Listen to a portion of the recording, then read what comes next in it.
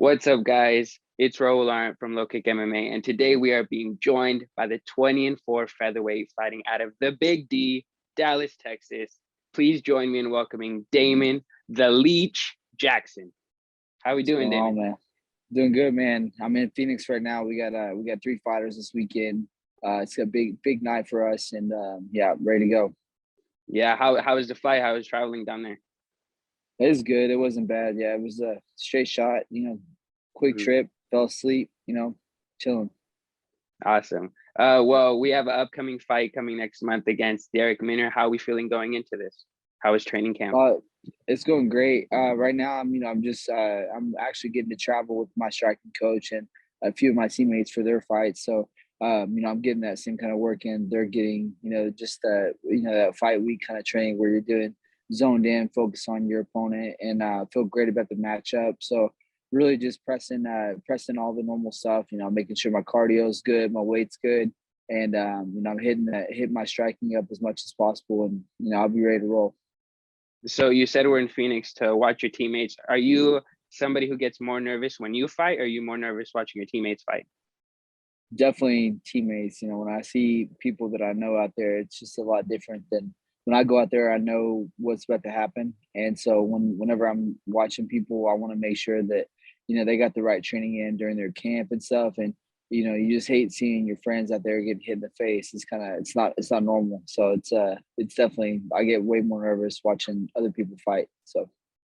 So are you typically pretty level-headed heading into a fight? Are you somebody who feels they need to amp themselves up, maybe talk a little trash? Or are we pretty Nah, cool-headed? no, only way I'll talk trash is when I'm trying to get a fight. So if I get a fight, then I'm best friends with whoever it is. I don't give a shit. Like, I mean, I don't really care. I'm not trying to really hurt someone. I want to go out there and finish people, but I'm not out there for my anger issues. I'm out there to compete. So I think at the end of the day, that's what I'm there for is competing, not for I'm not trying to hurt anyone. I just want to compete. Mhm. Well, I guess we'll run it back a little bit. You were born in Durant, Oklahoma. Can you just talk about maybe that upbringing, your experience there? Yeah, I grew up there. That's where I started wrestling, and just it's a small town, man. We got the casino there, and that's about it. And it's just a pretty chill town to grow up in. And then I went to school up in Missouri, and then it was pretty chill there too. So I'm definitely a small town kind of guy, and living in Dallas is definitely it's a little bit too much. So I moved about 30 minutes away from Dallas, and I live on the outskirts of Dallas, and I travel in twice a day and train there and work there. So, I love Durant. I have so much support from there. There's no other MMA fighters coming out of there, so it's I have a lot of support from my hometown, and definitely representing Durant always. Yeah, no, awesome. When exactly did you get into fighting? Is this something that always interested you? Well, when I grew up, I wasn't really allowed to watch UFC when it first came out because it was just so graphic with no gloves, like no rules, just crazy stuff. So my parents were like, they didn't really ban me, but they just told me like we never watched at the house. And then I had this uncle that he was really into the UFC when it first started, and then I kind of watched a few fights with him. And then when the Ultimate Fighter came out, in like when I was like in fifth, sixth grade, like Forrest Griffin, Stephen Bonner that season, it just took off. Diego Sanchez, like those guys that it really stood out to me. I was like, oh, I can actually, I can do this, And then so I started wrestling in the seventh grade just because of the Ultimate Fighter, and I was like, I want to be in the UFC. All the wrestlers are winning, so I want to be a wrestler, and that's why I started wrestling. So. Wow. Well, now that you kind of touched on you wanted to be a wrestler, do you think wrestling is the most dominant facet in MMA? Do you think like that's the most solid Yeah, foundation to build on if you I want to get into this sport? For sure, 100%. I think that wrestling is the hardest thing I've ever done in my life, and the work ethic you get from wrestling practice every day, the repetitiveness of hitting a shot after shot after shot when you're tired. It's like it's just mentally the best thing you can do, and physically the best you can do. Honestly, wrestling is the hardest practice we have all week. So whenever I go in there, I know that I've got to be focus in wrestling practice just like I'm focused when I'm sparring, just because that's when you would get hurt. Is if you lose focus in wrestling, you're gonna get hurt. So wrestling is by far the best thing because it controls if the fight goes to the ground or if it stays on the feet. Like wrestling defense and offense are so important. But Mm. it's just it's a great style for grappling, and I love grappling. So having the wrestling definitely is taking me all the way where I'm at. Yeah, so in your explanation, you kind of touched on getting hurt. In one of your previous interviews, I listened to you talking about getting punched for the first time in your fourth professional fight. Can you just speak Yeah. maybe how nerve-wracking that is waiting for that moment? And are you relieved after finally getting punched and maybe experiencing it? No, at the time I wasn't relieved. No, I was definitely like stressing out. But like I never really thought of it as I haven't got hit yet. It was just I was so good at like going in and sending someone through their first punch. I was in on their legs. And when you're first starting out, if you got good wrestling and you're fighting someone with like one or two pro fights, like wrestling is so controlling that people just get really scared to punch or kick or anything. So they throw that one shot, you take them down, and there's not a good chance of them getting back up if you have solid wrestling and solid jiu-jitsu. So every fight, I knew what I was going to do, and I got hit in the face because I went to go touch gloves with the guy, and he sucker punched me. He stuck his hand up to go say like, "Let's go," whatever, and then comes over top and cracks me, drops me, and I fell into a single leg, and I was literally going from right leg to left leg back and forth.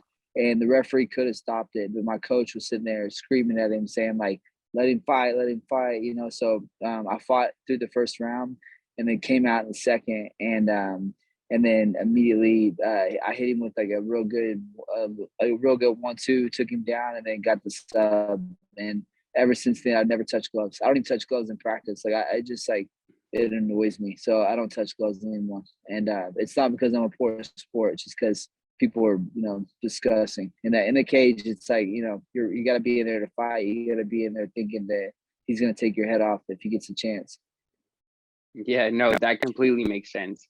I guess to transition, we're a couple of years removed from the beginning of the pandemic. COVID affected a lot of people a lot of different ways. Maybe if you can describe to us, how did COVID affect you and your training? Honestly, it didn't like it was like it was kind of weird just because you go in the gym and you're like, I don't know if I want to grapple with anyone, or I don't know if I want to spar with anyone. So as far as like that one-on-one like training that I get with wrestling and jiu-jitsu and kickboxing and stuff like that, that kind of changed. But my like the whole time I was like out of the gym, I was at my house. My cardio was on point, my strength and conditioning was on point. I was hitting the bag more, doing more drills. So in a lot of ways, it benefited me. And then also, I got my call because of COVID because the guy tested positive. So I got to step in and take his spot. So COVID was huge for me, and it was a big opportunity for a lot of guys that were just kind of sitting outside of the UFC waiting for the call. Because someone got hurt, you're gonna have a shitty notice, but like you were gonna get a chance to get a contract. So COVID was huge for me, and that's a big reason why I'm in the UFC right now, and I deserve to be here. And it's just like it was frustrating that it took COVID to get me my chance, but it is what it is, and I just take whatever I get. Yeah, so I'm actually glad you just touched on it because this is what I was going to ask next. You've had an amazing career up to this point, fighting under various promotion banners. Can you speak maybe about the mental hurdle of starting in the UFC, getting released, and then working your way back? And maybe was there any point during this did you feel like maybe this isn't meant to be? Nah, I've always known what I wanted to do. When I made it to the UFC the first time, I'd only been fighting for a year and a half. So that's why, I wasn't well rounded. I didn't know what I was doing. I made it in so quick, and I didn't have the right training. I didn't have the right mindset to stay there. So, getting all the experience that I got was great. And it's never been like a step back, really. It's like as soon as I got cut, I was immediately fighting for LFA right off the bat. I had like a 4-fight win streak. I lost to Kevin Aguilar, which he's a great, tough dude. Lost to him, and then I had like another 4 or 5 fight win streak, and then I lost in PFL.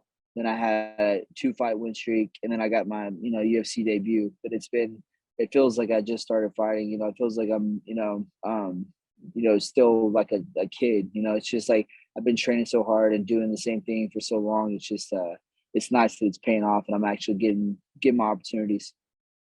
Yeah, so you just touched on your opportunities and maybe COVID, maybe creating some of those opportunities. Currently, you're riding a 2-fight win streak.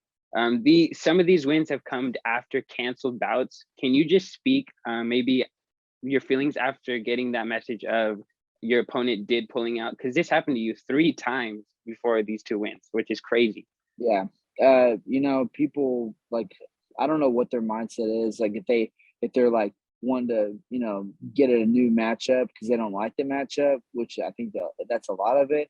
And I don't know if it's like they really are hurt and they think that they're gonna be better if they, wait it out. But like I've went into so many fights injured and not 100% because it's like you sign up for a date, you sign up for an opponent. It's like you should show up that day and be ready to fight. And I think that the mindset is it's a little bit different than when I first started. Because when I first started, no one ever pulled out, and so now it's like people pull out. I wouldn't be surprised if Darrick pulls out because this is a shitty matchup for him. I'm gonna smash him on the ground, and it's like it's not a good matchup for him. And if he pulls out, dude, I'll be like, okay, well, I already made a video about this a month ago when I got the fight. I was like, I'm not gonna be surprised if I'm fighting someone else on that date. But it's just like I don't expect to fight anyone. I'm just there to fight on the day that I signed the contract for, and I will never pull out a fight. So, I'll be there on that date. So we'll see if I have the same opponent, great. If I don't, whatever. I don't care. So your most recent loss came in 2020 against Ilia Topuria. Can you just speak about bouncing back after that loss? Because as we see, 2 very impressive performances, riding potentially on 3. Yeah. Ilya's a tough dude. He definitely he was way more well rounded than I thought. When I went into that training camp, I was thinking that was going to be a lot of grappling, a lot of wrestling back and forth. So whenever I was preparing for that fight, I didn't focus as much on my boxing defense, my like no striking defense. I should if I could go back, I would definitely do my normal full training camp where I train everything and I'm kind of like zoned in on whatever's gonna happen in the moment. But I was kind of like thinking that was gonna be a completely different fight. And he came out there and he hit me with like a jab or a hook and it rocked me right off the bat. And I was like, I was kind of screwed from there because he hit me and I took a back step and then I circled off right into his right hand. And I was just drilling that like right before I walked out. I was just drilling, stay away from that right hand because I knew he had a good right hand, but I was hurt pretty bad. And he cut me off and he did great. He's a solid dude. And but I would love to fight him again eventually. But you can't think that way because it's hard to get those rematches where it makes sense. So he's a tough kid. He's definitely he'll be a big name one day. But I'm just trying to keep moving forward with everything I know I'm good at, and I'm ready to fight for sure on June 4th, and then I want to take another fight as soon as I can. Someone that's been synonymous with Ilya right now is Paddy Pimblett. A fan question somebody wrote in is, who do you think would win between Paddy Pimblett and Ilya, since you've had experience with Ilya in the octagon? Ilya 100%. Paddy is kind of trash, honestly. I think that they're gonna have to feed him some nobodies for him to keep building his name up. I think he's entertaining because of his personality, but his skill level is not impressive. And his jiu-jitsu is probably the best thing he has going for him. And then his just mindset, his attitude of like, fuck you, I'm gonna fight, and that's great. And I hope it goes good for him. And I hope he gets better. I hope he really like sees that early without having to take those big losses. Because it's not easy to like tell yourself that you're not that good at this fight, so you got to really work. So hopefully he zones in and gets better over this time. But he does not need to fight Ilya. I don't think the UFC will make that fight happen. I think that they want to build Ilya up, but they don't want to build Ilya up on beating him because he could be a big name. Patty could be such a big name, and they definitely don't want to ruin that this early. So I wouldn't be surprised if Patty gets fed like one or two more guys, and then they might test him like they're kind of doing that with Sean O'Malley, where he just now got a top 10. So I wouldn't be surprised if they treat him the same way. But it's great because these kids are young. They're coming in. They got a big fan base. They have a big personality. So let them do what they're doing and let them get better before before you hurt them. Put them in there with these badasses like that. So yeah, I know. I also see that we have the Instagram back up and running. For those of you who don't know, can you tell us maybe why you took a break from social media and maybe why you're giving it another chance? Yeah, I mean, there's a lot of opportunity with it. There's a lot of pros for sure, and just keeping up to date with, my training, my normal life. You got to build some kind of fan base, and I definitely had built a fan base over the years, but it's just it gets exhausting whenever you're trying to be the personality. You got to be like as a fighter, you got to be the talent, you got to be the personality behind everything. You got to like sell yourself in so many different ways. You got to make sure that you talking shit or you're like not letting someone talk shit about you, and like just it's so annoying how people treat it. And everybody's always like posting selfies or like, oh my god, I'm working so hard, and then like that they only did sprints on the treadmill to get a video. They didn't really hit sprint work. They didn't really get punched in the face like 4 or 5 rounds, or like they didn't do what they say they're doing. So I think that social media is a big front, and I think it gives a lot of people the satisfaction of like saying they're working harder than what they are. And it just kind of disgusts me. Like I'm 33 years old, but I have 4 daughters, so it's like for me, I really respect the way that people look at me because I want my daughters to look at me with respect. And there's a lot of stuff that you can do on social media that will makes people lose respect for you quick. So just taking a break from it was just like I was just kind of like, man, I really don't want to be doing this if I'm not in the UFC. I don't want to do this if I'm not in that top 10, top 15, top 20, whatever. Like I want to be in the mix for a top 10 title run going into 2023. I don't want to be sitting out of the game. So I had to get back on social media to kind of make sure that people knew that I was here, and I can call people out. I can say what I want to say. So there's a lot of pros that come with it, but it's a lot of responsibility too. No, I completely agree. What exactly do you think of maybe the modern tactics used by fighters nowadays where they're taking it to social media to set up future Whatever. bouts? Yeah, it's faster, man. It's way quicker than call your manager. Manager calls UFC. UFC calls them back. Then they talk to the other manager. The manager doesn't want to do it on this day. They want to do it here. And like everybody wants to fight in their hometown and like all this shit. So I'm like, there's definitely pros to it for sure. And it's but what you see a lot of times too is people get emotional on there and they start talking because they don't have a fight or they don't know what to do besides get on Twitter and like say something real quick. So I get in trouble for that when I don't have a fight. But if I have a fight, you're not going to hear anything negative come out of my mouth. But if I don't have a fight, I was calling out freaking Andre Philly like crazy, I was begging for that fight. And then they give him some guy that was 0-1, and then he lost to him. And I was like, yeah, you know what? I'm not fighting you. I don't even want to fight you. Like I don't even want to fight you now. So he dodged that matchup and he got a tough matchup and he got knocked out. So, it is what it is. I'm here to fight. And when I have a fight, I won't talk shit. So you touched on that you have 4 daughters. I also saw you've been married for 10 plus years. Congratulations, by the way. How exactly difficult is it to balance everything? I mean, you've got to divide time between fighting, family, training. How Nah, difficult is the life of a fighter? I mean, it is what it is. If you're chasing your dreams, you got to stay focused on it for sure. And but for my training and my day-to-day stuff around fighting, I will never let it affect my kids in any way. And my wife, she probably gets the worst of all of it because she steps up and has to help them out a little bit more every once in a while. So it's like for me, like I would never let it get in the way because my kids are more important to me than fighting. Like fighting's great and it's been, great financially for me. I've got so much opportunities from it, but at the end of the day, I'm a father first, and then a husband, and then I'm a fighter. And like me being in the UFC is the best way for me to provide for my family but I still work every day. I literally work every single day, and I've been a trainer and a coach, since high school. So whenever I was a senior in high school, I got this bullshit certification, and the whole way through college,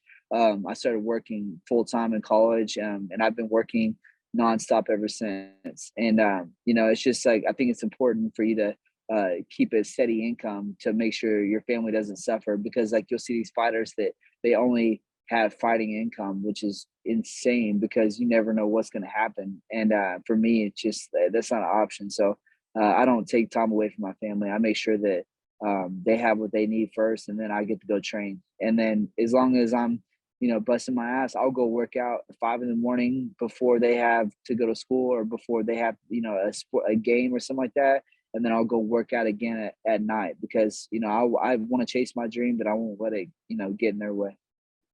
No, yeah, that's awesome. I've also seen you've touched on coaching young athletes, more specifically your daughter. What's the biggest thing you take away from coaching, and the biggest thing you want your young athletes to take away from you coaching? Like whenever I look at these kids, like I see the energy and the potential in all these kids, and they have different, mindsets, they have different home life, they have different everything. So it's like, getting to work with each one of them, and you learn a lot about yourself because it's like you can kind of relate to some kids and some kids you can't relate to. So, but you get to see both sides of the story. And, for me, it's like with my daughter, just her asking to wrestle, I was like, listen, this is not easy sport. If you do this, you're not playing any other sport. We're going all in on this. And I was like, I don't, and if you want to do it, great. And I was like, I would never, make you do this. I would never.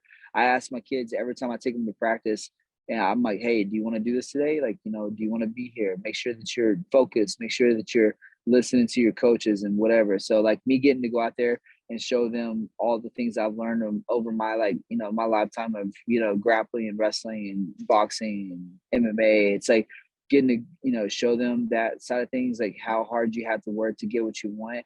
It's cool to see their eyes kind of open, and they're like, oh, okay, so you didn't just like walk on the mat and you weren't always a badass. I used to be on the chess club in 7th and 8th grade, and then I stopped doing it because this really hot girl was like, oh, I didn't know you were in the chess club. And she showed me a picture in the yearbook. I was like, you know what? I'm done. So I'm gonna be an athlete only. And so I was like shifted gears in high school. But it's just like, seeing these kids at a young age and seeing how much potential they have.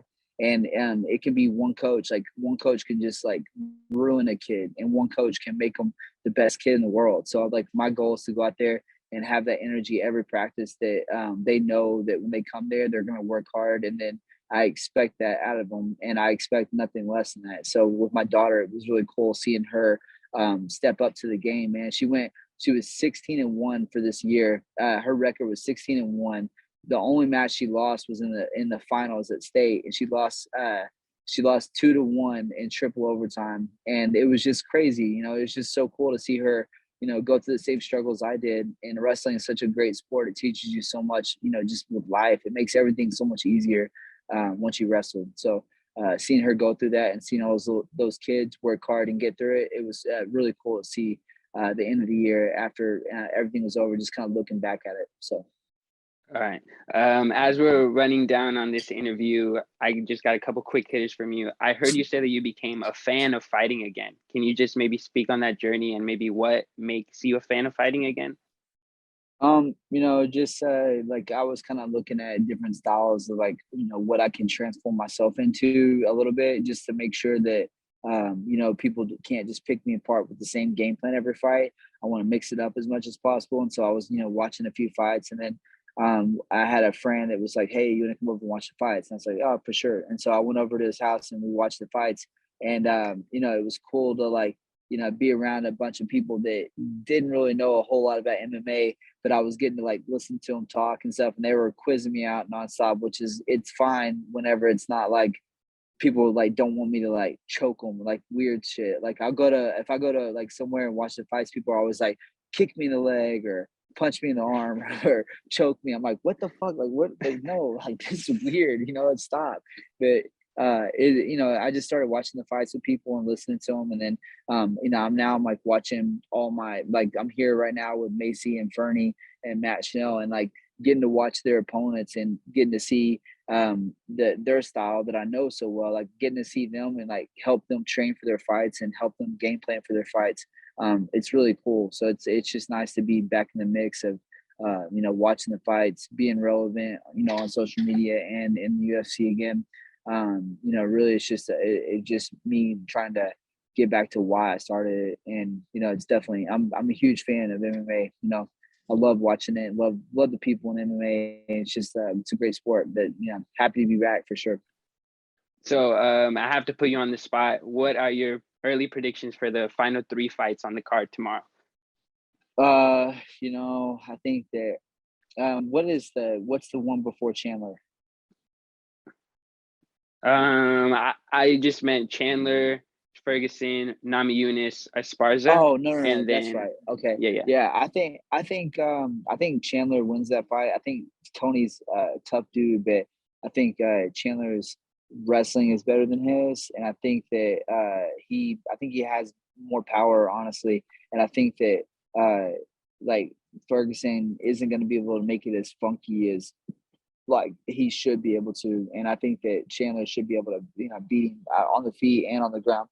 And then Rose, man, I love her. I just love watching her. I love watching her on Ultimate Fighter. So I think that she's more well-rounded, and her striking is just it looks so great. I think she wins that fight.